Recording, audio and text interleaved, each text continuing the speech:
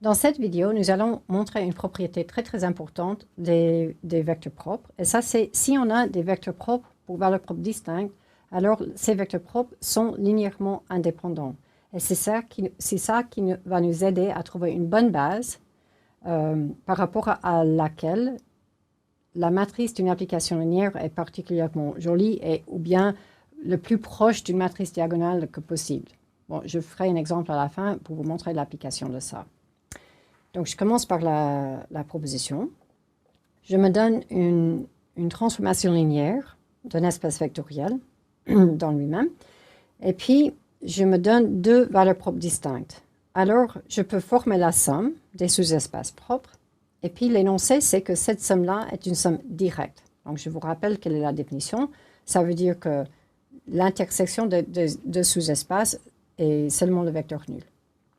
Maintenant, plus généralement que ça, on peut se donner plusieurs valeurs propres distinctes et puis des vecteurs propres pour chacune de ces valeurs propres. Donc, ce sont des vecteurs non nuls.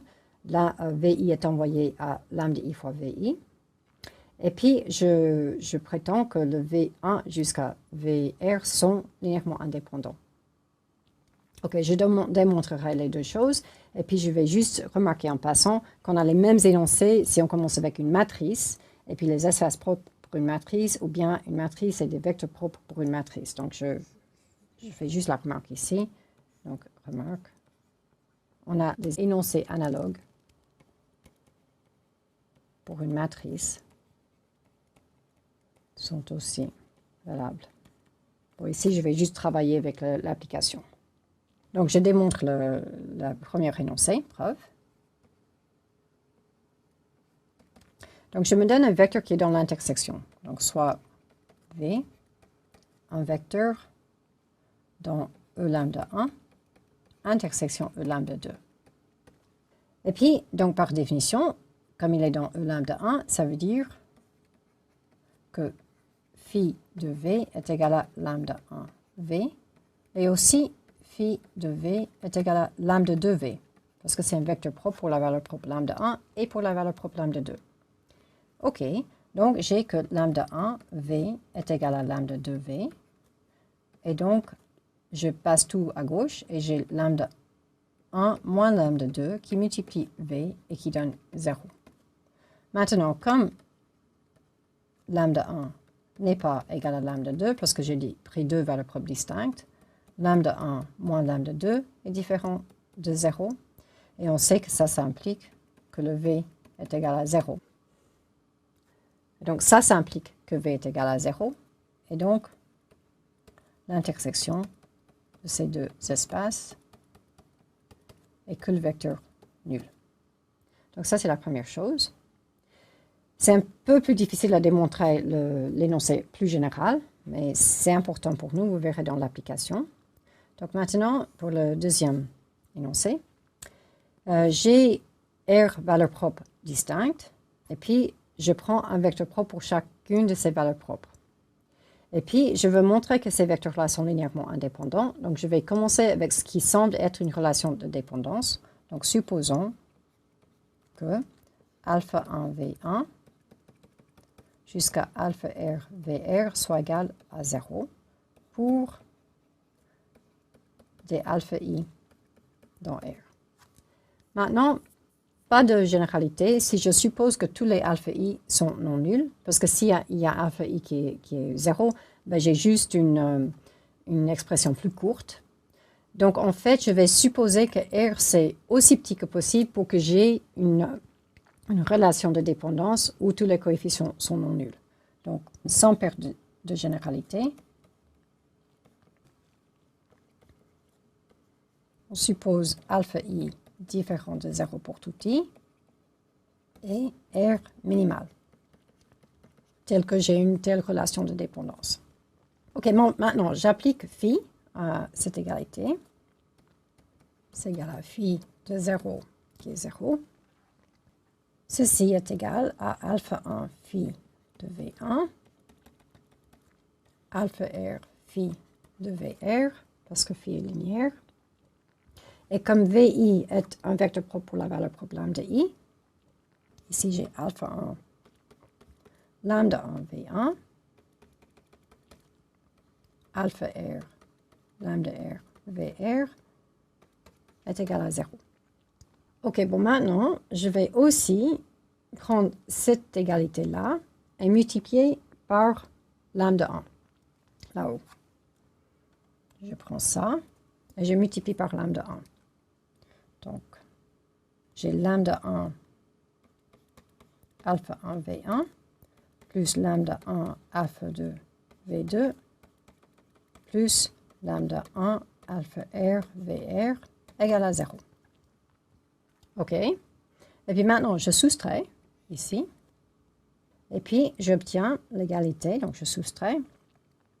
Et j'obtiens l'égalité. Bon, le premier terme, il tombe. Donc, après, bon, ici, peut-être, je vais écrire le deuxième terme. Bon, je le vois. Donc, j'ai alpha 2 fois lambda 2 moins lambda 1 fois V2 plus alpha 3 fois lambda 3 moins lambda 1 V3 alpha R fois lambda R moins lambda 1 VR égale à 0. Ok, je reprends ça. Donc, je redis ce que je viens de trouver. On a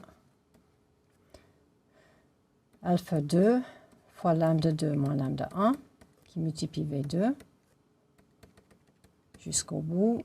Alpha R fois lambda R moins lambda 1 VR égale à 0. Maintenant, j'ai une relation de dépendance qui est plus courte que la relation que j'avais avant. Okay? Donc, c'est une relation de R moins 1 terme. Et en plus, j'ai que alpha 2, lambda 2 moins lambda 1 est différent de 0.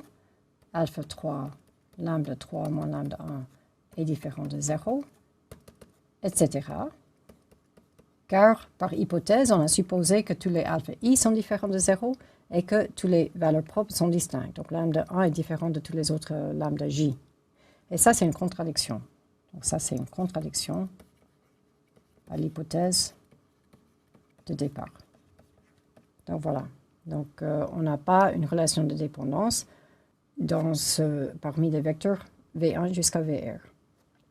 Ok, maintenant, avec ça en tête, on peut trouver dans un certain cas une très jolie représentation matricielle d'une application linéaire. Donc, je vais étudier ce cas particulier maintenant.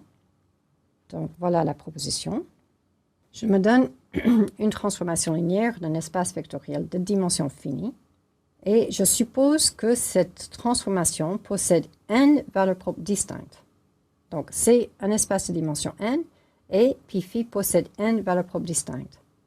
Alors, il existe une base de V telle que la matrice de phi par rapport à cette base soit une matrice diagonale. Donc, c'est exactement ce qu'on visait depuis le début de ce chapitre, c'était de trouver une base par rapport à laquelle la matrice est très jolie. Et puis, en particulier, je considère que diagonale, c'est une belle matrice. Ok, donc je démontre ça. Donc, c'est très facile d'après ce qu'on vient de voir. Donc, pour chacune de ces valeurs propres, je vais prendre un vecteur propre. Donc, soit VI dans V, un vecteur propre de valeur propre lambda I. Donc, pour chaque valeur propre, je choisis un vecteur propre. Et ça pour I entre 1 et n.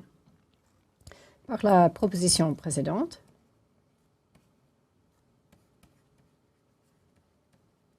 on sait que les V1 jusqu'à Vn est une famille libre.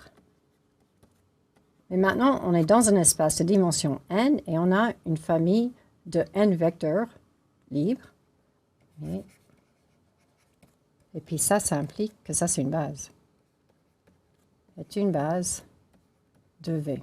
Donc, je pose ça égal à B. Et puis maintenant, j'étudie la représentation matricielle de phi par rapport à cette base-là.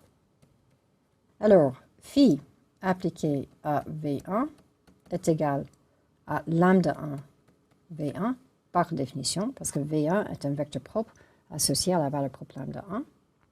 Donc, quand je représente ça par rapport à la base que j'ai fixée, alors c'est juste lambda 1 pour la première coordonnée, ensuite des 0. Phi appliqué à V2, c'est lambda 2, V2. Et quand je représente ça par rapport à cette base-là que j'ai fixée, j'aurai 0 fois V1 et lambda 2 fois V2, et ensuite des 0. Et puis ainsi de suite. Hein. Donc la IM colonne de cette matrice est exactement le vecteur colonne 0, 0, lambda I, 0, où ça c'est à la IM place. Donc cette matrice finalement est une matrice diagonale. Bon, c'est un cas très spécial parce qu'on arrive à avoir assez de valeurs propres et assez de vecteurs propres. Donc il y a n valeurs propres et chaque valeur propre donne lieu à un vecteur propre. Ces vecteurs propres sont linéairement indépendants, donc ça fait une base. Donc ça c'est un cas très particulier, mais c'est déjà très joli.